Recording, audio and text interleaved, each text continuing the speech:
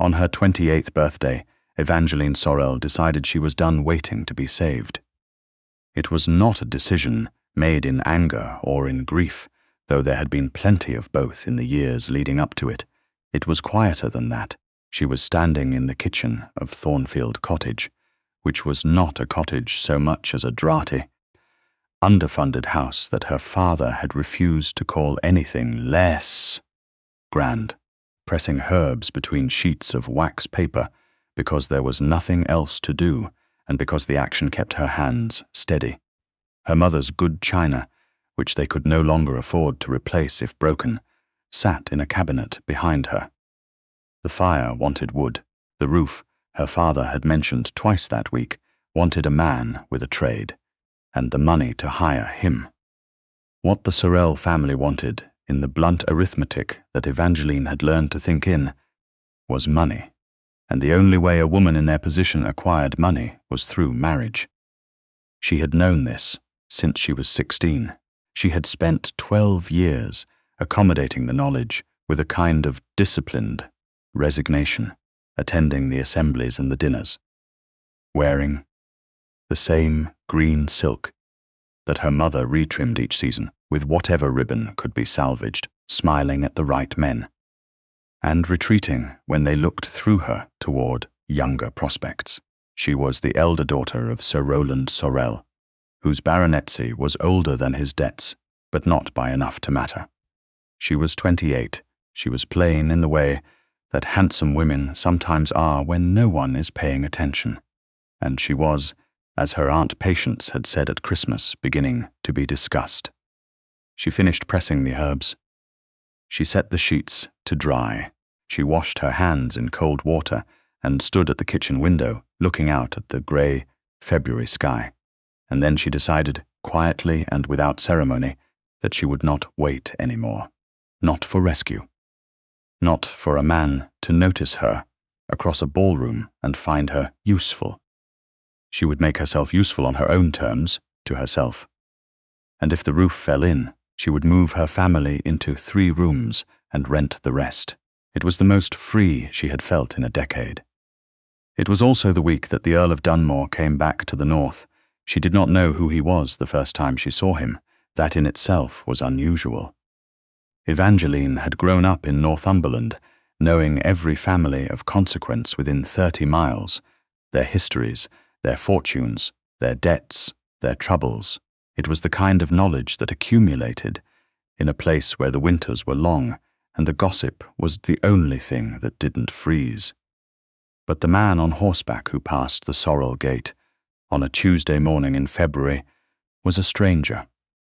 He was riding alone, which was the first thing she noticed, and he was not moving the way men moved when they were passing through. He was moving the way men moved when they were arriving somewhere, with a kind of settled, deliberate weight. He was dark-haired and built broadly, perhaps 40 or a little over, with the kind of face that had once been striking and now was simply severe. He did not look at the gate. He did not look at her, standing at the end of the path with a basket of kitchen, things her mother had sent her to return to the village. He rode past, his eyes on the road ahead, and the horse was very fine, and that was all. She mentioned it at supper. Her mother said she had heard Dunmore Hall was being reopened. Dunmore Hall. Evangeline set down her fork. She knew the hall, of course. Everyone in the county knew it, or knew of it, a massive grey stone structure 4 miles north that had been closed for 7 years. She had not known there was an earl attached to it. She had not known there was any living Dunmore at all. "There is one," her mother said. She said it in the tone she reserved for pieces of information that she had been waiting for the right moment to deliver. "His name is Gawain Dunmore. He inherited when his uncle died 6 years ago. He has been in Edinburgh, or perhaps it was Aberdeen. She could never keep Scottish cities straight. He had a wife. She died some years back. There was no child." Evangeline picked up her fork again. And nothing," her mother said.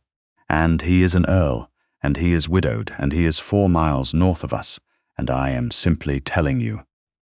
Evangeline understood everything her mother had not said. She did not allow herself to feel hope. She had learned, by 28, that hope was a luxury with a high cost and an unpredictable return. What she allowed herself was awareness.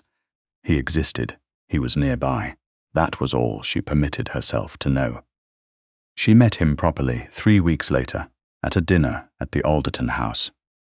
He was not the sort of man who entered a room and changed the temperature of it the way heroes in novels do.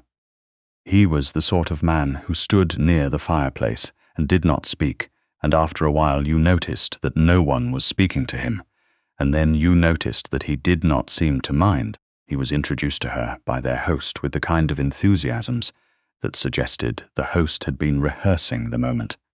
Gawain Dunmore, Earl of Dunmore. And then, with the slight stress of a man expecting a reaction, the Sorel family of Thornfield.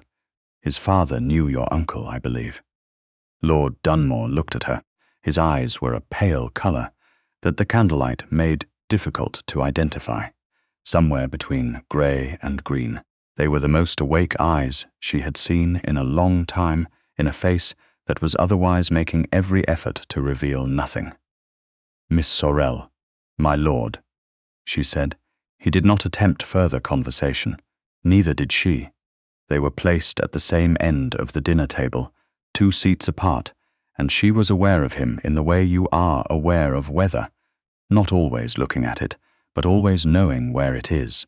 After dinner, when the women had separated to the drawing-room and the men had not yet rejoined them, she overheard Lady Alderton murmuring to the other women, "He does not speak." He was like that even before, they say. But since Catherine died, a pause, a significant one. Well, he sold the Edinburgh house. He came back here. Perhaps that means something. Perhaps it only means he wanted to be somewhere cold, said the vicar's wife, and several women laughed, and the subject moved on. Evangeline sat with her needlework and listened and stored away the name.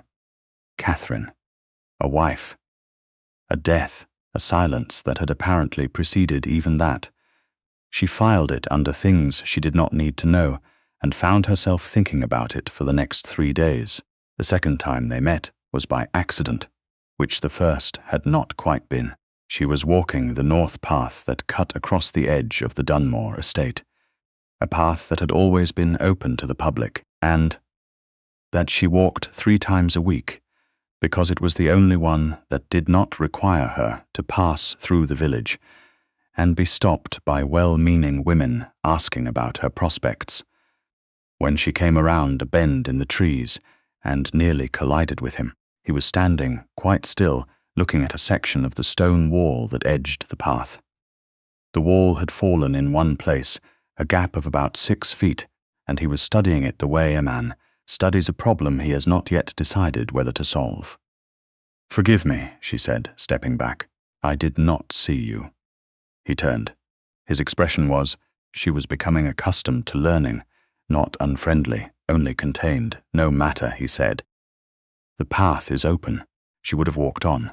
She was perfectly prepared to walk on. But then he said, without looking at her, "Is it always this quiet up here?" She stopped. "In February, yes. In spring it's different. There are lapwings." He nodded, as though she had said something worth confirming.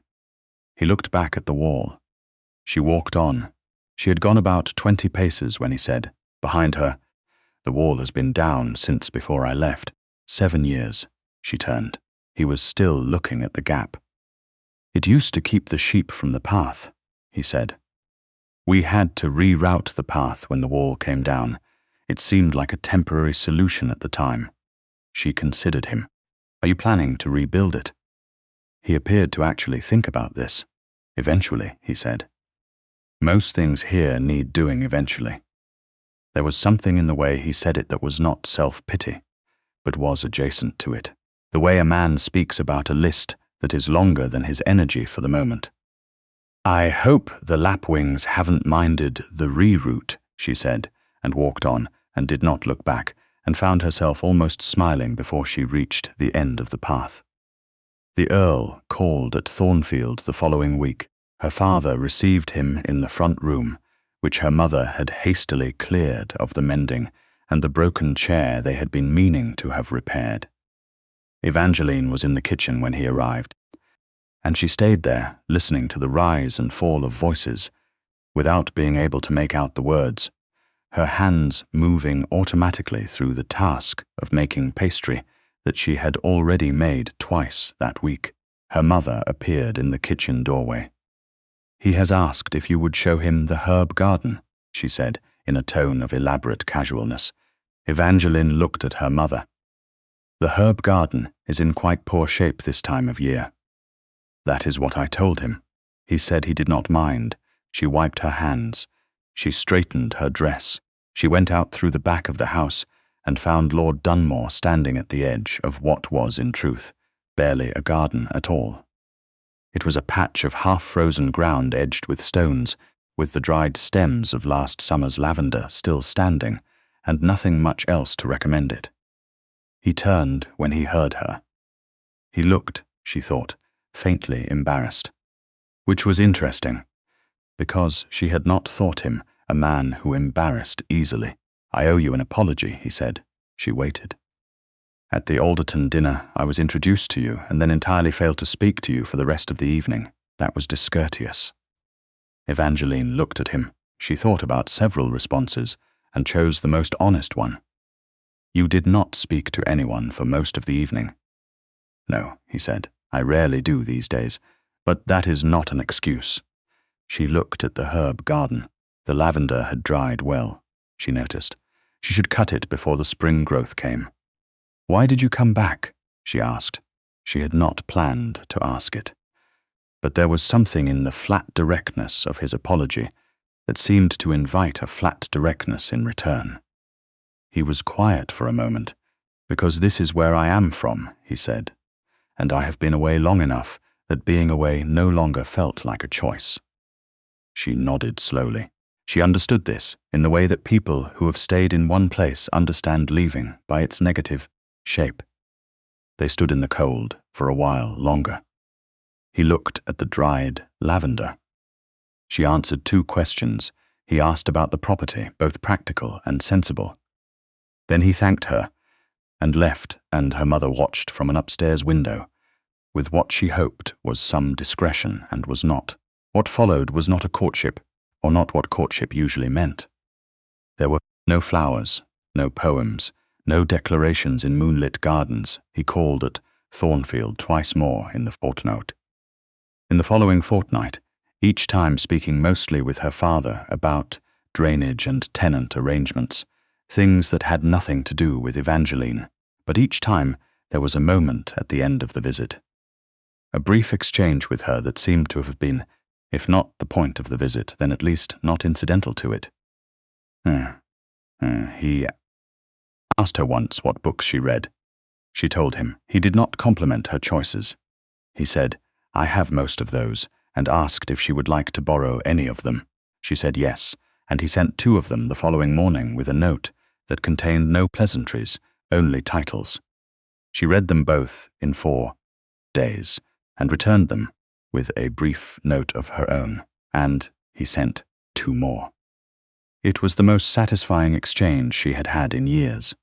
Her mother began to hope with an intensity that Evangeline found both touching and painful to witness. Her father began to look at the leaking roof with the expression of a man who was beginning to believe someone else might deal with it. Evangeline watched all of this and kept her own counsel and refused, very firmly and privately, to want anything until she knew what there was to want. She had been disappointed before, not by him specifically, but by the shape of things, by the way women were taught to configure their happiness around outcomes they could not control. She had learned to want with great caution. She did not tell anyone when she began to find the sound of horse hooves on the lane outside worth listening for. It was her Aunt Patience who said the thing that should not have been said at a gathering at the Alderton house in March, loudly enough that Evangeline heard it and was meant to. "Poor Evangeline," said Aunt Patience. in the voice she used for theatrical sympathy. "She is a good girl, of course. But Lord Dunmore is an earl. He will want someone younger, someone with connections, someone who can give him an heir without, shall we say, difficulty. 28 is not the age for a first match in his position." Evangeline was standing 3 feet away, beside a potted plant, holding a glass of lemonade. She had been listening to Aunt Patience her entire life. She had learned to let the words pass through her the way cold passes through thin walls, felt, registered, and endured. She set down her glass and went to stand by the window. He was there, across the room, exactly where she had not expected him to be, because he had told her father only last week that he did not plan to attend. He was standing with the local magistrate, or rather, standing near him, attending to the conversation of polite minimal engagement, but his eyes, when she looked up, were on her. He had heard. She did not know how much, but he had heard something or seen something in her face, because he excused himself from the magistrate with a nod and moved across the room toward her with the quiet, deliberate intention she had come to recognize. He stopped beside her at the window. "Your aunt," he said, "speaks very loudly." Evangeline looked at the garden beyond the glass. "Yes, she always has." There was a pause. The party continued around them, and he stood beside her and looked out at the same grey March garden, and neither of them spoke for a moment. She said it before she could stop herself, because she was 28 and she had promised herself honesty, at least with herself. She is not entirely wrong, you know, about the practical considerations. He turned to look at her. She met his gaze, which required more steadiness than she felt. "If you are considering this situation in practical terms," she said, "there are more advantageous options available to you. I am aware of that. I would rather you were also aware that I am aware. It saves time." He stared at her. It was the first time she had seen him look, not unguarded exactly, but surprised, as if he had not expected the world to say aloud what it was thinking. "Miss Sorel," he said, after a long moment, "I have been spending the better part of 2 months trying to determine whether you would be amenable to a more formal arrangement between our families." She looked at him. And I find," he said very quietly, "that I am less interested in the arrangement than I am in you, which is something I did not anticipate and am not entirely sure what to do with." The garden outside was still grey. The party still continued. Her Aunt Patience was describing something with large gestures to Lady Alderton. Evangeline looked at him for a long moment. She thought about the 12 years of careful hoping and the February morning when she had decided to stop. She thought about lapwings. "I would suggest," she said carefully, "that we continue as we have been and see what there is to know." He nodded. Once, as though she had suggested something reasonable about a wall. "Yes," he said, "that seems sensible. It was not a declaration. It was not a promise. It was a beginning, conducted in the exact language of 2 people, who had both been disappointed by language and preferred to proceed by evidence." She went home that evening and sat in the kitchen and was very still for a long time and did not let herself feel anything too large yet. Spring came slowly to Northumberland. It always did.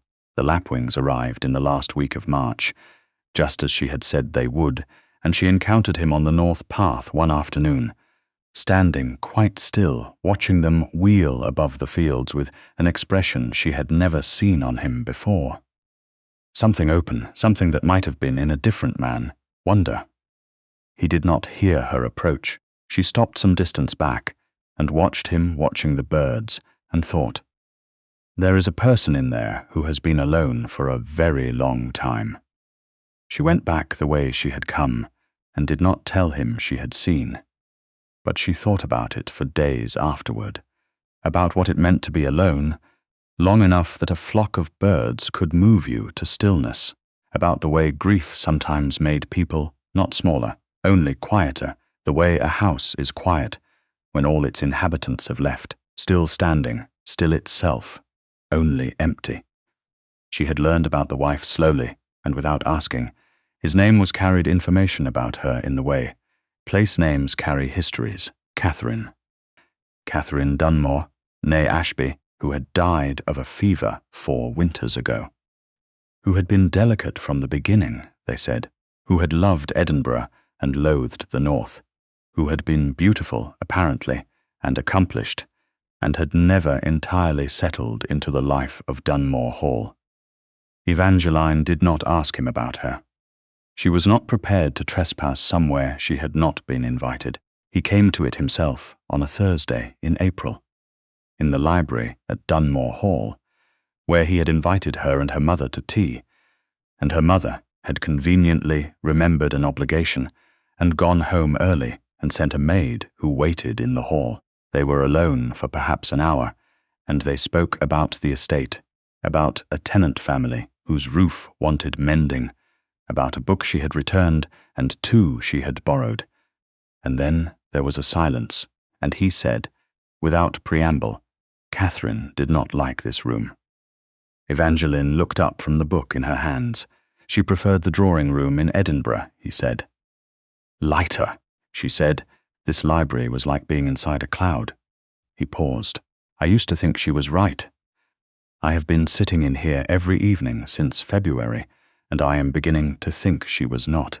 He said it, matter-of-factly, as though reporting something he had observed and was still in the process of understanding. She looked at the room. It was panelled in pale oak, not dark, and the windows faced east, so that in the morning it would be luminous, and in the evening, as it was now, it was a gentle dim gold. It was a beautiful room. It was a room that would sustain you. She was not wrong to prefer the light, Evangeline said, and you are not wrong to prefer this. People are different. He looked at her. Something shifted in his expression, something that was not pain exactly, but was close to it. She was very unhappy here, he said, quietly. I knew it. I could not change it. By the end, I think she would have been unhappy anywhere, but it began here, and I have spent 4 years wondering what I could have done differently. There was nothing simple to say. She did not offer him anything simple. You are not a house, she said after a moment. You could not give her what she needed, any more than this library could give her what she needed. Some people carry their unhappiness inside them. It is not a failure of the people who love them. He said nothing. He looked at his hands, spread flat on the table before him. She added, because it was true, and because she had a feeling he needed the truth more than he needed comfort. And 4 years is long enough to punish yourself. Whatever you did not do, you cannot do differently now. He was quiet for a long time. The light went slowly from the east windows. How do you do that? He said finally. She looked at him, uncertain what he meant. You say things, he said, and they land differently than I expect them to. Most people try to make things easier by making them smaller. You make them actual size, and it is somehow still bearable. Evangeline held that for a moment. She thought that she had spent 28 years listening more than speaking, and learning to say the true thing at the correct volume. I have had a great deal of practice, she said. Being overlooked is quite good training for observation. He looked at her then. Really looked, the way he had looked at the lapwings, with something that was its own sort of recognition. She went home in the early evening, the maid walking 3 paces behind her, and the road was soft with spring mud, and the sky was a long pale blue at the horizon, and she allowed herself, very carefully, to feel a small thing, only a small thing, not hope, not yet, but something adjacent to it. The door of hope slightly ajar. The difficulty, when it came in June in the form of her father. Sir Rowland Sorel was not a cruel man. He was, in the particular way of men who have made choices they cannot undo, a man who had decided that his decisions were someone else's responsibility. He had borrowed against the house without telling her mother. He had borrowed against it again when the first debt came due. By June, the situation had resolved itself into a number that sat on the kitchen table one morning in the form of a letter, and that number had a date attached to it. Evangeline read the letter twice. Her mother sat across from her and did not speak. The number was not impossible, but it was large, and large in the particular way that meant it was, for the Sorel family in their current state, effectively impossible. Her father was in the sitting room. She could hear him moving about. She did not go to him.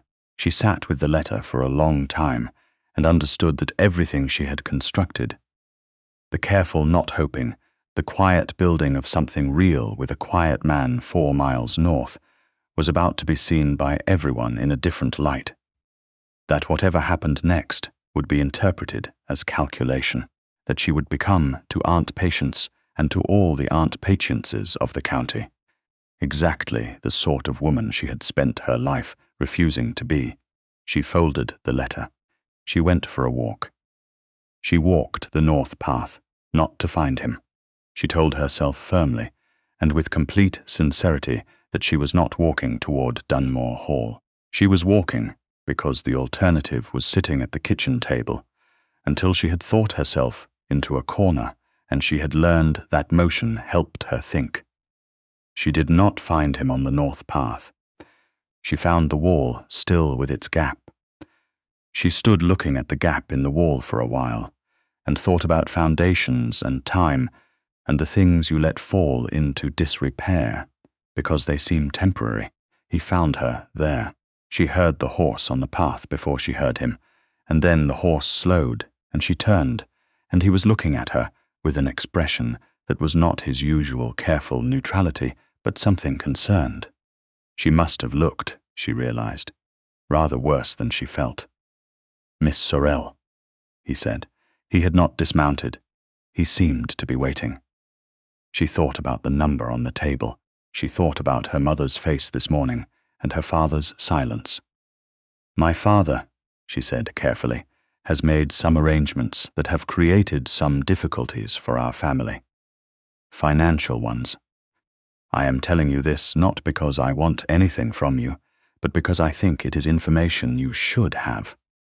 Before anything further," he said. He looked at her for a long moment. Then he dismounted, which she had not expected. He stood in front of her, and the gap in the wall was behind her, and the spring grass was tall in the field beyond it.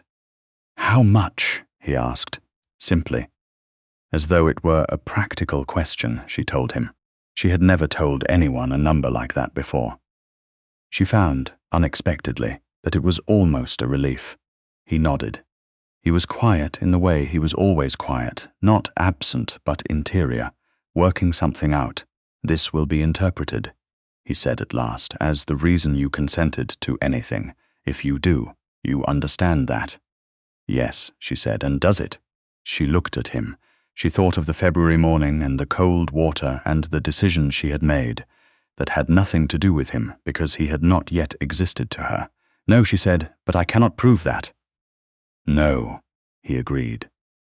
He looked at the gap in the wall.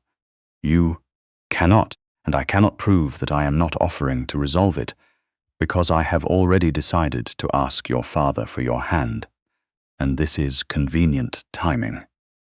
She looked at him sharply. He met her eyes. "I have been trying to decide how to ask for some weeks. This has accelerated my thinking somewhat. If you are willing, I would like to speak to your father today." She stood in the June grass with the gap in the wall at her back, and looked at the Earl of Dunmore, who was not a comfortable man or an easy one, who had been broken by loss, and had come home to try to put himself back together in the place where he had started. And she thought, "I have spent 12 years waiting to be seen. I do not think I will be seen more clearly than this." "Yes," she said. "If you would like." He nodded once, and they walked back along the path together, and neither of them spoke, and it was the most comfortable silence she had ever walked through. Her father, presented with the Earl and the proposal, was so immediately and visibly relieved that Evangeline had to look at the wallpaper for a moment to manage her own face. Her mother wept, not from distress. She wept from a complicated private emotion that had to do with 12 years of watching and worrying and restitching the green silk, and now this, and she held her daughter's hands and squeezed them and could not find words.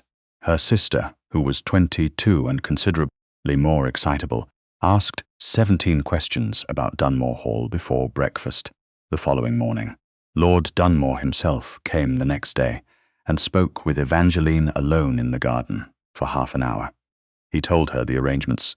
He was, as always, entirely clear.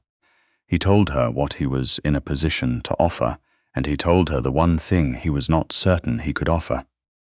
"I am told I am difficult to know," he said. "I am told I create distance without meaning to. I cannot promise to be easy to live with. I can promise to be honest." She looked at him. She thought about the library, the books, the lapwings. "I do not need easy," she said. "I have lived easy.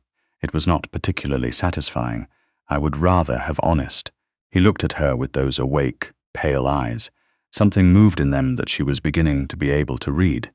Not fluently yet, but haltingly, like a new language. "Then we are agreed," he said.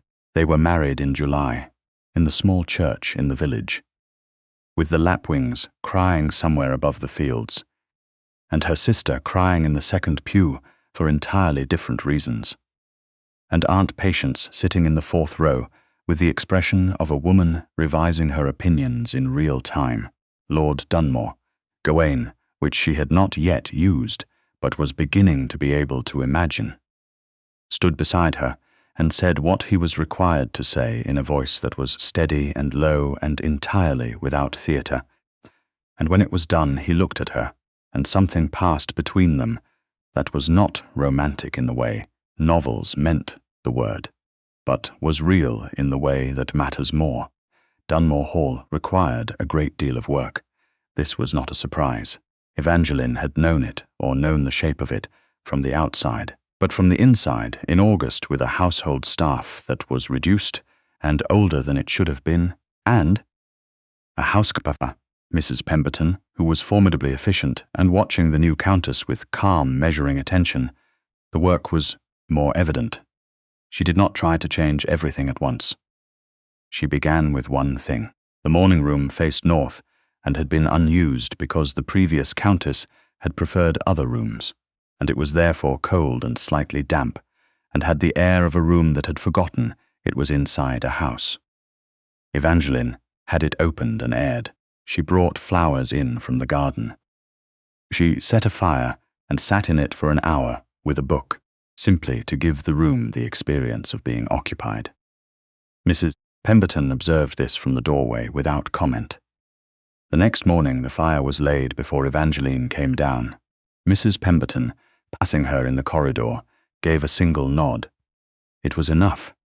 She found her footing with the house slowly, and the house found its footing with her. She was not demonstrative, did not issue orders she did not need to, did not import preferences that overrode what was already working. She learned the patterns. She adjusted what needed adjusting. She wrote to her mother twice a week, and she found, gradually, the particular texture of a life lived alongside Gawain Dunmore. He rose before dawn. He worked through the morning on the estate, and she sometimes joined him for these rounds, listening more than speaking, learning the names of tenants and the conditions of fields. He respected her opinion when she offered it. He offered his own without ornamentation. There were evenings when they sat in the library for 2 hours and spoke about nothing of consequence, and evenings when they did not speak at all, and both were, in their different ways, sufficient. He was not, as he had warned, easy. He could be remote in the way of men who have learned that their inner life is not quite safe. He could go 3 days without saying much beyond the practical, and she learned to read these periods as interior weather not directed at her. and to wait them out as she waited out the northern rain. He came back from them each time a little more settled. She did not push at the edges of his quiet. She had her own quiet, and the two of them coexisted in a space that was comfortable without being complacent. But one evening in October, he came into the library and sat not in his usual chair, but in the smaller one beside hers, which she had come to think of as her chair, and which he had never before occupied. She looked up from her book. He was looking at the fire. He had ridden out at midday, she knew. There had been, at some point in the afternoon, a note sent ahead. She had found it on the hall table, and she had not inquired. "My wife," he said, and stopped. She waited. "Catherine." He said her name plainly. "I have been to the church. I go sometimes." He paused. "I have not told you that." She had not known. She turned her book face down in her lap. "I told her," he said, "that the hall is being set right, that things are being taken care of." He looked at his hands. "It seemed. I wanted her to know that it was not still as she left it, that it has been changed, that there is life in it now." He did not look at Evangeline while he said this. He was speaking to the fire. She sat with it. She sat with the weight of it and the strangeness of it and the deep, fundamental decency of a man who had gone to tell his dead wife that the house she had not been happy in had become, finally, a place worth living in. "I think that was kind," she said finally. To tell her. He was quiet for a moment. Then he looked at her. His expression was the most open she had seen it since she had known him. "She would not have liked you," he said. She found quiet women unreadable. "But I think she would have been glad. For me, she was not cruel. She was simply very unhappy, and unhappy people cannot always want what they should for others." Evangeline held his gaze. "I think," she said, "that it is a generous thing to believe about someone." He looked at her for a long moment. Then he reached out and placed his hand over hers on the arm of the chair. His hand was large and rather cold from the outside air, and his grip was not tight, only present. "Thank you," he said. He paused, searching for the right scale of words. "For all of this." She turned her hand over beneath his, very gently, so that their palms were together. "This is my home," she said quietly. "I am not doing you a kindness. I am living here. There is a difference." He looked down at their joined hands. For the first time since she had known him, since July, since the wall on the north path, since the Alderton dinner, the deliberate containment of his face let go entirely, and what was underneath it was simply a man, tired and grateful and present. "Gawain," she said, and it was the first time she had used his name, and they both knew it. He said nothing. He did not need to. He held her hand and looked at the fire, and she looked at the fire. And outside the October wind moved across the moors, and the hall did not tremble. The following spring brought with it a letter from her Aunt Patience, who wrote to say she was planning to visit and hoped to find the Countess well. The letter managed, in 3 paragraphs, to convey astonishment, qualified approval, and the strong implication that Aunt Patience had always known things would work out this way. Evangeline read it and felt something that was not quite satisfaction and not quite amusement, but was somewhere between the two. She read it at the morning room table, where the light was excellent and the fire had been laid, without her asking, and the first of the spring flowers from the kitchen garden were in a vase at the window. She heard Gawain on the stairs, heard him slow when he reached the ground floor and come not toward the study, as he usually did, but toward the morn in the doorway, and she looked up when he appeared in the doorway. He looked at the letter in her hand. His eyebrow rose slightly. "My aunt," she said, "is coming to approve of us." He came in and sat across from her. He did not look alarmed. He had met Aunt Patience at the wedding and emerged from the encounter with his characteristic equanimity intact, which she had taken as a good sign. "We will survive it," he said. "We will," she agreed. He looked at her across the small table with the spring light between them, And the look was the particular one she had been learning since October. The one that was his version of everything he did not often put into words. She had a small fluency in it now. She looked back with her own version of the same thing, which she thought he was also learning.